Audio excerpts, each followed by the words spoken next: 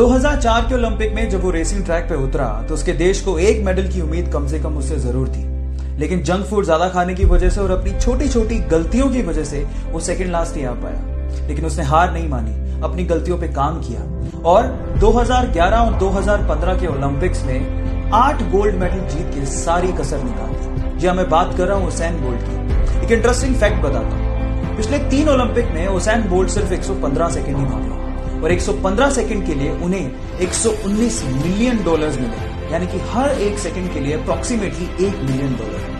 वो कहते हैं ना गाइस, डू वर्क हार्ड, क्योंकि एक ना एक दिन ये हार्ड वर्क आपको जरूर पे करेगा।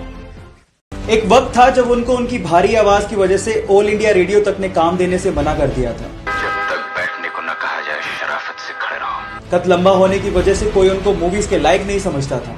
जैसे तैसे काम मिलने लगा तो एक के बाद एक 12 मूवीज ने उनका हौसला तोड़ने का काम किया। लोग उन्हें कहने लगे कि वापस चले जाओ, लेकिन अगर वो इंसान वापस चला जाता तो क्या हमें हमारा सदी का महानायक मिल पाता? अगर जान गए हो तो उनकी मेहनत के लिए एक बार चैट सेक्शन में जरूर उनका नाम लिखिए। एक कॉलेज ड्रॉप आउट बंदे ने अपने दोस्त के साथ मिलकर घर के गैराज में एक इलेक्ट्रॉनिक और कंप्यूटर बनाने की कंपनी शुरू की। देखते ही देखते वो कंपनी $1 मिलियन कंपनी बन गई। जी मैं बात कर रहा हूं एप्पल की और बंदे का नाम था स्टीव जॉब्स। लेकिन क्या आप जानते हैं कि स्टीव जॉब्स को उसी की बनाई गई एप्पल कंपनी से बाहर निकाल दिया गया था? जब उन्हें बाहर निकाला गया तो उनकी हिम्मत टूट गई, लेकिन उन्होंने हार नहीं मानी। एक नई कंपनी नेक्स्ट और फिर दूसरी नई कंपनी पिक्सर को बुलंदियों पर पहुंचाकर उन्होंने यह साबित कर दिया कि एप्पल के बोर्ड ऑफ डायरेक्टर्स ने जो किया वो गलत किया। फिर उसके बाद एप्पल में एज अ सीईओ उनकी एंट्री हुई और उसके बाद स्टीव जॉब्स ने और एप्पल ने कभी पीछे मुड़ के नहीं देखा। एप्पल दुनिया की मोस्ट इनोवेटिव कंपनीज में शुमार है, जिसकी वजह है सिर्फ और सिर्फ स्टीव जॉब्स। उनका एक डायलॉग, एक सक्सेस मंत्रा मुझे आज भी याद है, स्टे हंग्री स्टे फुलिश, जो आपको और मुझे इंस्पायर करता रहेगा। So guys, stay hungry stay foolish. अपने स्ट्रगल के दिनों में वो पेन से अपने ही जूतों पर एडिडास लिखा करती थी।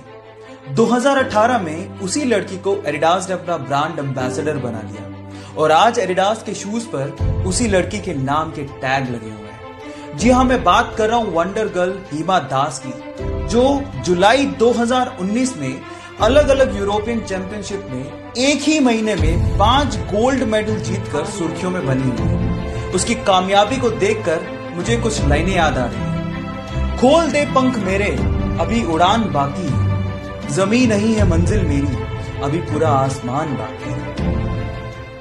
गाइस, इस दुनिया में कुछ बड़े अजीब से लोग रहते हैं जो कहां से सोचते हैं ये किसी को नहीं पता। तो चलो इसी से रिलेटेड एक रियल इंसिडेंट बताता हूं। एक्चुअली हुआ कुछ यूं कि मुंबई के रहने वाले 27 साल के रफेल सैमुअल ने अपने ही मां बाप पे केस कर दिया और केस का रीजन जान के आप लोग हैरान रह जाओगे और साथ में हंसने भी लगोगे। रफेल सैमुअल का यह कहना है कि उसके मां बाप ने उसकी बिना परमिशन के उसे पैदा कर दिया था। और मेरा सवाल यह है कि उसे पूछने अब जाते कहां पे? इस फनी इंसिडेंट के बारे में आपका क्या ख्याल है? चैट सेक्शन में जरूर लिखिएगा और ऐसे अमेजिंग वीडियोस के लिए YouTube पे हमारे चैनल को सब्सक्राइब कर लीजिएगा और अगर आप इंस्टाग्राम पे देख रहे हैं तो मुझे फॉलो करना मत भूलिएगा। मिलते हैं अगली वीडियो में।